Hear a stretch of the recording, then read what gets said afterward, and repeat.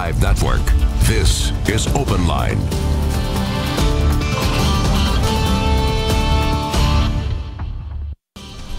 Hello everyone, welcome to Open Line. Very good show tonight. Glad you're here. We want to hear from you as the night goes on. We're talking about two topics, a wide variety of topics, but both equally interesting and important. We're talking about, number one, the Community Oversight Board, and we are talking with the attorney who represents the Fraternal Order of Police. As you know, the Fraternal Order of Police opposes the referendum that is currently on the ballot that would establish a Community Oversight Board. We are also talking about the death penalty, and this same attorney, who you will all know when I introduce him, represented the last man to be executed in Tennessee. We will talk about what he saw and his views on that. Happy to have with us David Raybin, a well-known Nashville attorney. David, thank you for being here. Thank you for asking me. All right, two topics, different, important, big. But let's start with the Community Oversight Board. We have had on this show people that, Community Oversight Now, organizations that support this. You represent the Fraternal Order of Police.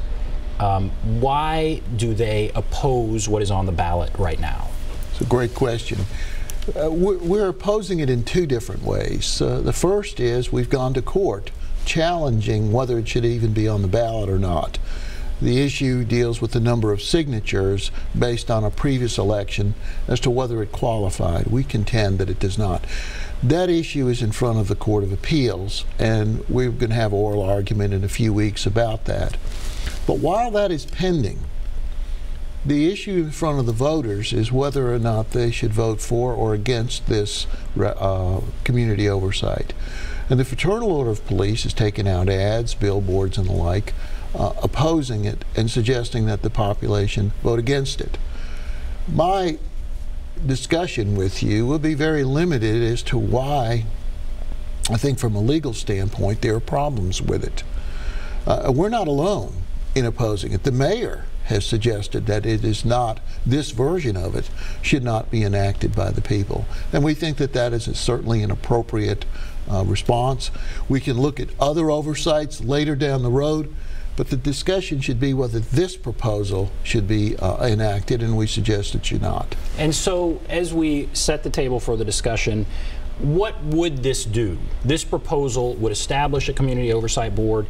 How large is it? What sort of powers would it have? Just broadly speaking, just what would this do? Well, the first thing that it would do is cost $10 million in 5 years. The budget for this is astronomical. I'm not aware of any other referendum that appropriates a specific amount of money except for that transportation thing they had a year or so ago that failed miserably. You don't want to have a specific appropriation in a referendum like this. So just the fiscal impact of it is outrageous. And then it sets the salaries for the director and all the different investigators. And we've done some research and found that the receptionist is to be paid $50,000 a year, which is $10,000 more than a beginning police officer. So we're thinking that there's some real serious disconnect on that. But is that the primary concern? Is it the fiscal impact? I know, there are groups that have sent out statements saying they oppose it based on the cost, which I believe there's a $1.5 million to $2 million a year budgetary item to establish this board. It would give them an executive director and three investigators, a community liaison. Now, those who support it say after some of the things that have happened, there have been 2 shootings of black men in Nashville. They say there should be some sort of community oversight. Well, we have community oversight. It's called the Davidson County Grand Jury. There's a federal grand jury that can look at these cases. There's internal affairs. There are other agencies, the FBI, for example, the TBI can review these issues. And the grand jury is an independent body, for example. The federal grand jury is an independent body. So there are multiple layers of checks and balances on this. So we already have oversight. But on the fiscal side, that $10 million could be better spent to give our officers body cams, for example. Imagine these cases that you've spoken about, if it could be unequivocally established what occurred with a body cam. These officers are in areas of the city where they have no body cams.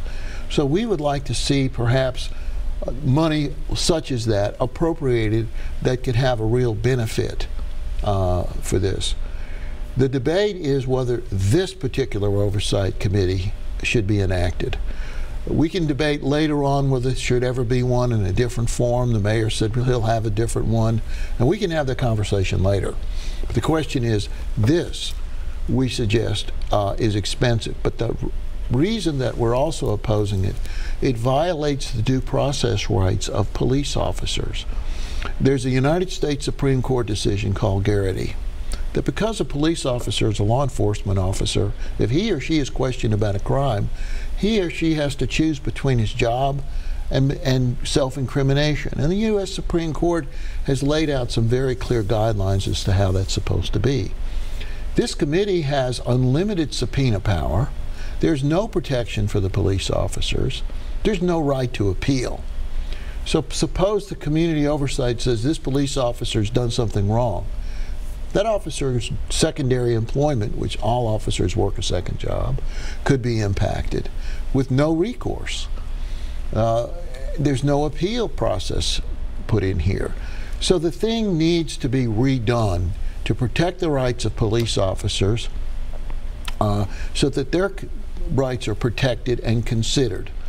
None of that is in this proposal. In fact, it is terribly anti-police and violates the rights of our police officers, who, after all, risk their lives every day to protect us. There were concerns with an earlier proposal, and those who support this say that they have done their best to work through some of those original concerns. One thing that we should say is that this Community Oversight Board that's proposed would have no power to enact anything. They would meet, and they would then come back with a recommendation. That's my understanding. Now, they would have subpoena power, right? But they would not have the power to say, okay, so and so should be fired. They could make a recommendation, and it would be, I guess, public. And so I guess the question becomes: is there a Community Oversight Board that the Fraternal Order of Police would support? We can have that discussion later, because we need to focus on what the problems are regarding this particular oversight board. As I said, we already have oversight. We have grand juries and things like this. People vote for the mayor, who selects the chief of police. So you have checks and balances at every stage. The problem with the power to subpoena is also the power to destroy, because the person who's under subpoena must answer the questions under pain of contempt. What if there's a criminal investigation going on at the same time, and you have this oversight board and the DA's office is investigating the same officer? Does he choose between his job or her position with the grand jury, or giving testimony that could be later used against them? There's no checks and balances in this thing. There's no oversight over the oversight as to how they're going to conduct their business. And that is part of the problem. The other thing is who appoints them. The people who are appointed here are political appointees. What sophistication do they have to have? What qualifications do they have to have? They all have to be approved by the council. 7 of the 11 board members will be nominated by community organizations or private petitions signed by 50 Davidson County residents and approved by a majority vote of the council. The mayor will appoint some. So yeah, they'll have to be approved by a majority of the council. Is that? But what qualifications do they have? What professional qualifications do they have? What agenda do they have? What about highway patrol officers? Do they look at highway patrol officers who are not Metro officers? I mean, this thing has not been thought out correctly, and I think that is the concern. But the most important thing as an attorney I'm concerned about is the due process right of my clients to being compelled to give testimony in a court-like setting with no appellate rights, no due process rights, and being compelled upon pain of contempt to give testimony in a case that may already be going on. I understand. I am in complete I understand the thing that people want to have input. People want to have transparency. That makes perfect sense. We have an open government. But in most of these cases, once the matter is investigated, then many of the files are released and the public can look at them. There's no great secret there. But like any other criminal investigation, there's two sides to every story, and we already have tools at hand to look at these things. There are a lot of other things that have to happen. Training. We want to have appropriate training for our officers. We have the best trained police force in the state, but you can always improve. A Community Oversight Board could make suggestions about the kind of training the officers should have. There was a terrible shooting in Sacramento recently. The chief of police there solicited comments from the community about how to change the guidelines of foot pursuits, for example, in Sacramento. That was totally appropriate, and he took information from the public about what should happen, and there were changes made. That's the kind of thing where community involvement is essential to having public confidence in the police department and our police officers. If this passes, would the FOP file a lawsuit? Would they say that this is not compliant with current law? Absolutely. So if this passes, there will be a lawsuit? There will be, because that will threaten the rights of the existing police officers. We hope that it's unnecessary, but we cannot live in a situation where officers are threatened with subpoenas and that kind of thing in the future when they have due process rights to their jobs. These officers have to work second jobs to survive, to support their families. A board like this could come along and vilify the officer to where no one would hire that person, and they would lose funds to support themselves and their family. What if they wanted to have a job somewhere else? There's also another oversight we haven't talked about, and that's the Post Commission. That's the Police Officer Standard Training. That's a state organization. They certify police officers. If you have some police officer that's off the grid, the Post Commission can take away their certification. They can't be a law enforcement officer. So that's a state agency. So we think there's enough things in place now, but we feel very strongly that we need to have this particular proposal is not well thought out. It's certainly well intentioned. I certainly, of course. But it's not solved the problem. It's unnecessarily expensive and threatens the law enforcement community. All right, we're going to take some calls here. Let's go to the phones. Let's go to Ann. Hello, Ann. Are you there? Yes. Ann, go right ahead. What's on your mind? Yes. I have a question for the attorney, and then I also have a question for Mr. Hall.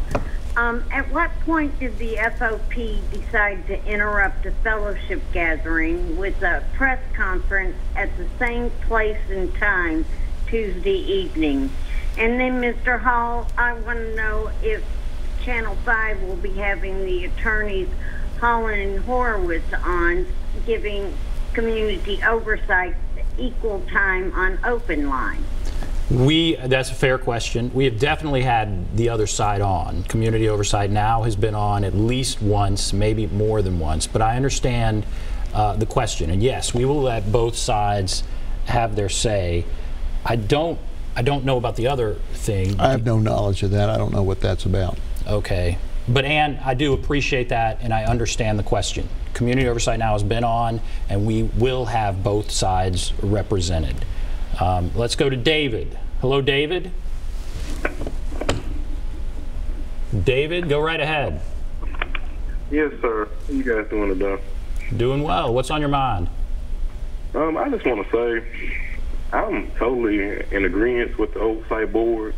I feel like it's been other cities which have enacted citizen boards, like St. Louis, like Denver, and they tend to help. I don't like how you say that, oh, officers have to protect their second job. If an officer is acting in an inappropriate manner, he shouldn't have a second job. And us as citizens have the right to know what's going on. Yes, we do have grand juries and stuff, but at the same time, I would like somebody from the community to stand up and review everything that's being said. All right, thank you. So he's saying this works in other cities. He's pointing to St. Louis and some other cities, and he'd like a little more oversight. And when you see what's happened, you can understand where people are coming from. Well, the people who serve on the grand jury are citizens. The people who serve on regular juries are citizens. So there's citizen involvement at that level. I think that what this gentleman is suggesting is that there's maybe a distrust of our existing organization. But people can deal with that at the ballot box. Our leaders are the ones who pick the chief of police. The mayor decides who the chief of police is. So in many cases, in many states and many cities, I think Mayor Briley's fine because he's come out against the same proposal and he's making the right decision here. But ultimately, if you don't like the way the chief of police is running the police department, you can change mayors who could change the chief of police and deal with it that way. That's part of the political process. I certainly understand that other cities have oversight, but I'm not aware of anyone that is like this, where they're having that kind of budget with this kind of power, with no oversight over the oversight. Mayor Briley has said, he's walking an interesting line, he supports the idea of a community oversight board. He just doesn't support the language in this proposal. And that's where the FOP is. I mean, we can have conversations about community oversight in the future, about how that might work and interact and work with the community.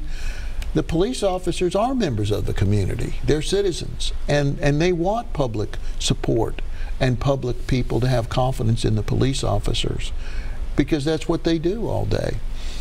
And so we can have that conversation. The question on the table as to what this particular proposal is appropriate or not, and we suggest that it's not. And lastly, before we go to break, there would be some who would say, well, that's just a tactic to kill this bill. I mean, you could pick anything apart. Do you realistically support a community oversight board? Or is there always going to be something to say, nope, not that, or not that?